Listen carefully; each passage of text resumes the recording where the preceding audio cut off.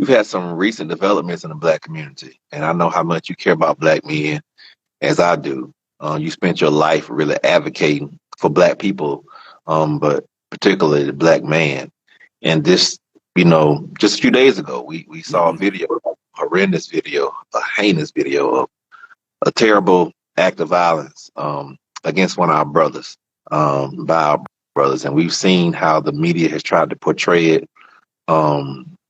Just before I even add any commentary and questions, what were your thoughts on seeing that, and what is that? What if anything do you think that reflects about where we are? It was sad. It was unfortunate, but I wasn't surprised.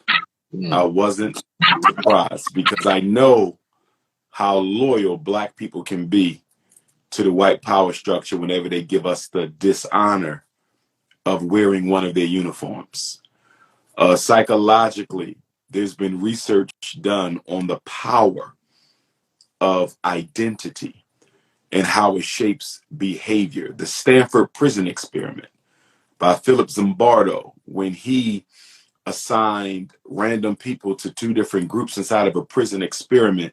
Some were the inmates and others were the guards.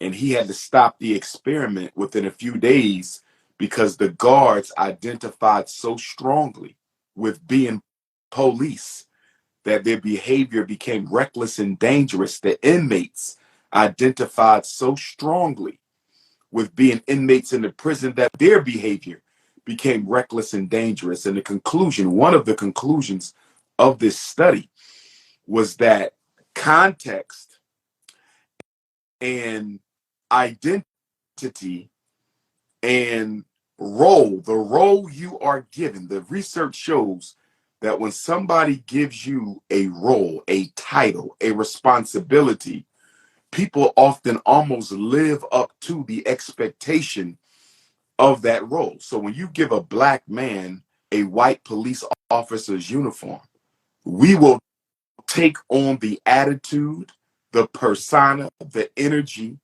and the agenda of the white racist police force. Although these were Black men who have to be accountable for their behavior as Black men, this was still a crime of white supremacy because they were working for and subservient to the Memphis Police Department. So even though they were Black, this was a crime of white supremacy. It just so happens that the Black slaves of the police department carried this out. So the police want to distance themselves as if these were Black people who did this, yes, but they still work for you. They would have never done this if there wasn't already a precedent of white police getting off for killing Black folks. And I think the irony of this, and I'm happy they were held accountable, but I think the irony of this, Pastor, is the fact that the protections that are normally afforded to white police when they kill Blacks, none of those protections were afforded to these Negroes. I'm glad they weren't, because as Black men, you should have been more honorable.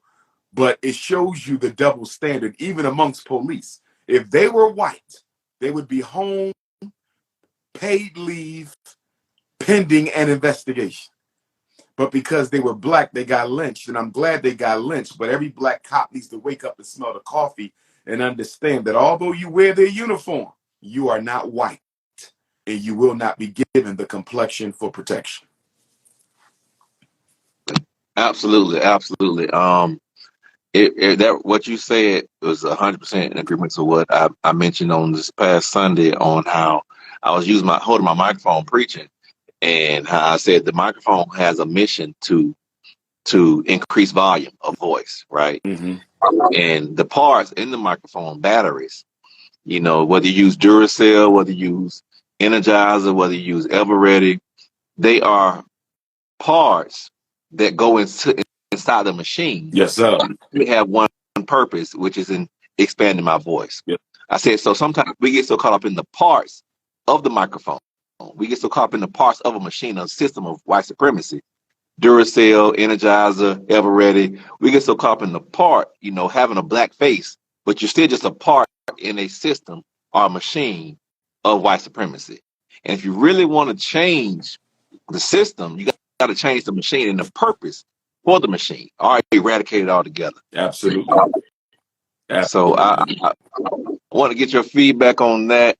You're going to be here tomorrow. Can you give us just, and I know, I mean, I've been following you for a while. You've been, like, to me, one of the realest brothers, coldest, but honest, brothers who in my lifetime, in our generation, you know, you've spoken out on several issues that a lot of folks shy away from.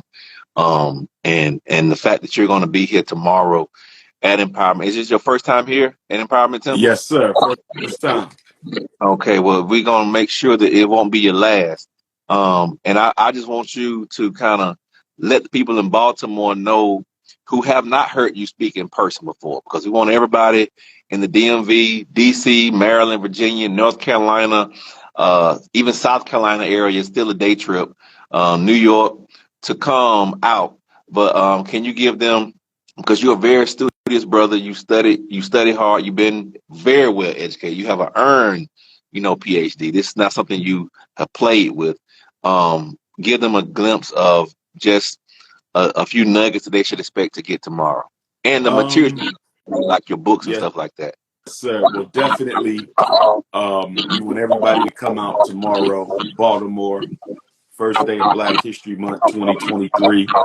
Empowerment AME Temple, 4217 Primrose Avenue. Make sure y'all write that address down. 4217 PRIMROSE, 4217 Primrose Avenue, Baltimore, tomorrow.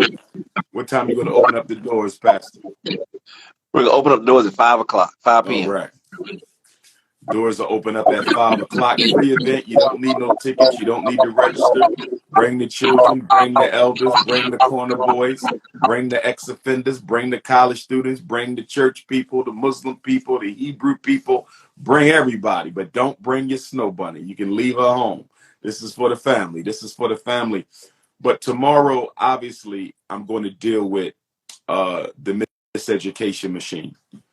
Got to deal with the miseducation machine. And one of the things that, and of course, I'm going to deal with other things as well, politics, economics, family, spirituality, organization, self-hate. You know, the way I approach it, Pastor, is I try to hit on as many different subjects as I can, because I don't know who needs to hear what in that audience. You know, everybody's coming from a different set of circumstances. Somebody need to hear something about Black love. Somebody need to hear something to save their child. Somebody need to hear something inspirational, just keep them going throughout the rest of the year. Somebody else needs to hear something about politics. So I try to offer a buffet. Of course, the main course is always the miseducation machine and Pan-Africanism. That's always the main course. But we have a lot of other sides on the menu. And I normally just kind of let the ancestors speak through me, the Most High God tell me what, you know, should be spoken at that day. I just let them put it on my heart. But one of the big things that's going on lately, Pastor, is a lot of Black boys, and this troubles me because I've been preaching this for so long and Black parents still don't hear me. A lot of Black boys are being expelled from school. I think I got about 2, 3, 4, 5 messages from parents over the past couple of weeks about their sons making threats in school that they don't have the ability to carry out. But because they're Black and they're boys, they're being expelled for it. One young man, I got a text today from his parent. He went into the school. I think it was the parent or a family friend. And the teacher made him upset. So he said he was going to shoot the teacher. He's only a first or second grader. He ain't got no gun, can't carry the gun. But he told the teacher he going to shoot her because she made him upset. The mother said he's not even allowed to play with water guns. So he's not shooting nobody. But they're trying to expel him. They're trying to expel him. And I got to hold us accountable as Black parents, because our children, especially our boys, should know that you don't ever walk into a white institution and threaten anybody's life.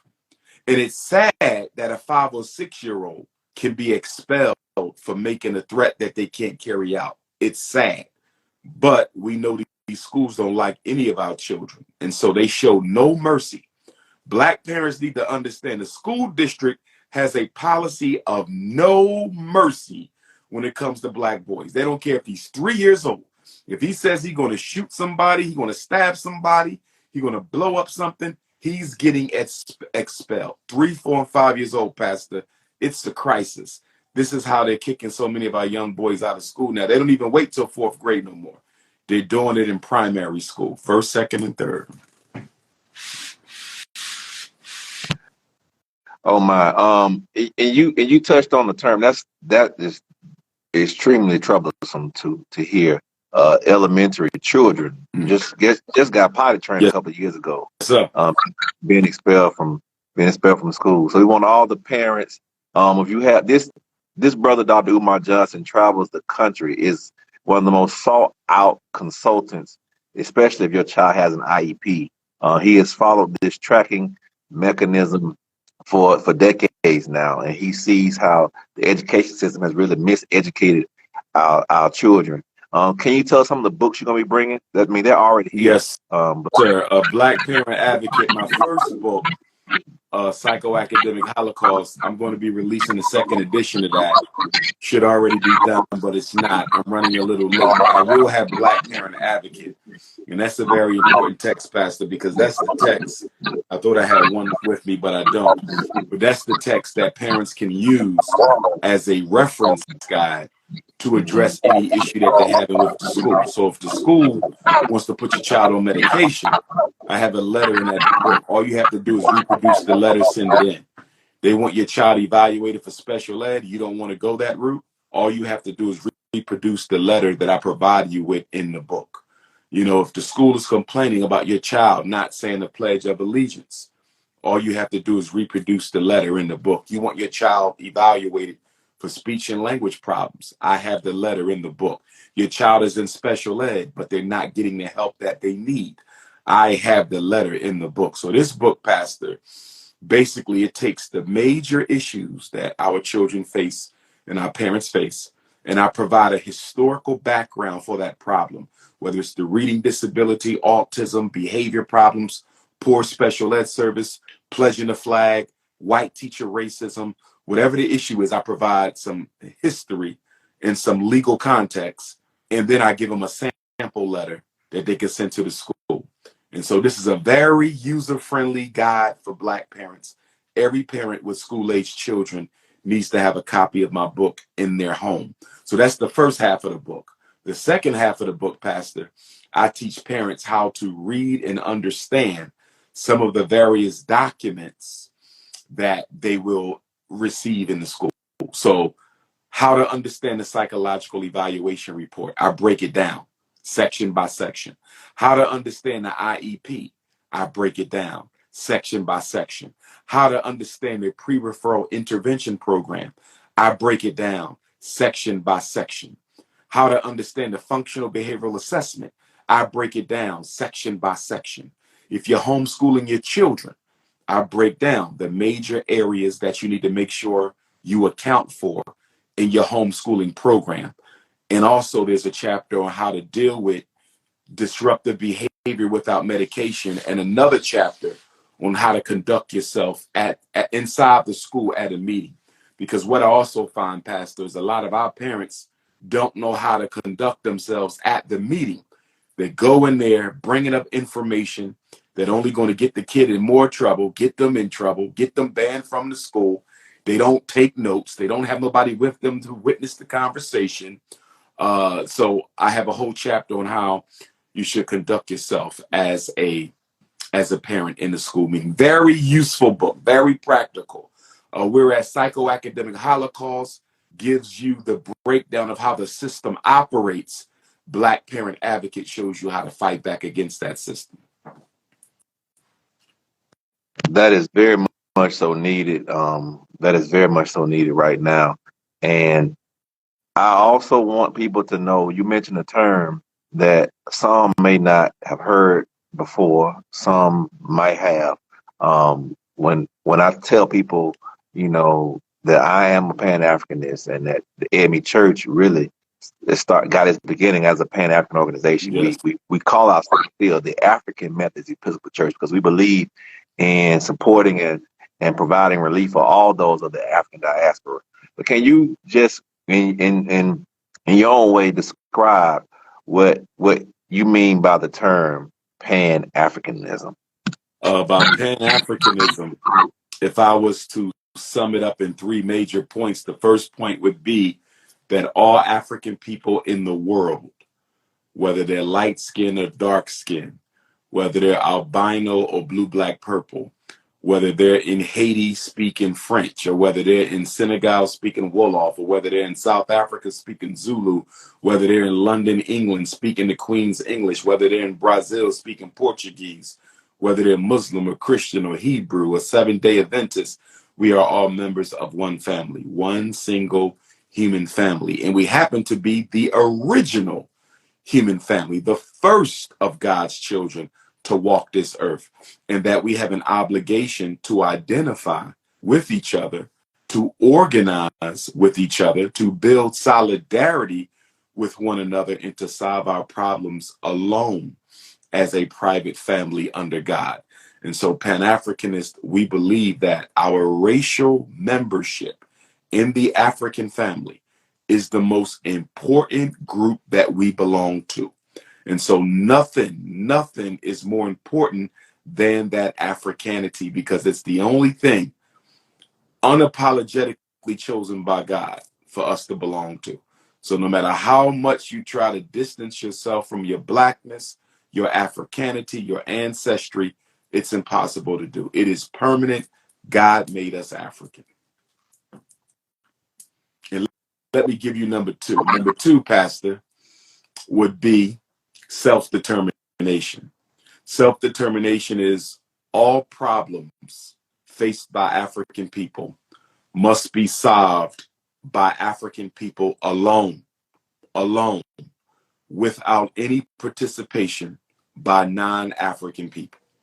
Any institution we need must be built by African people alone, without subsidy or participation by any other member of any other race. That includes the Black family, which is the most organic institution. So the Black family should be built by a Black man and a Black woman. You see, that's why we disagree with interracial marriage, although we do not have an issue with the white woman or any other woman. We respect all human beings.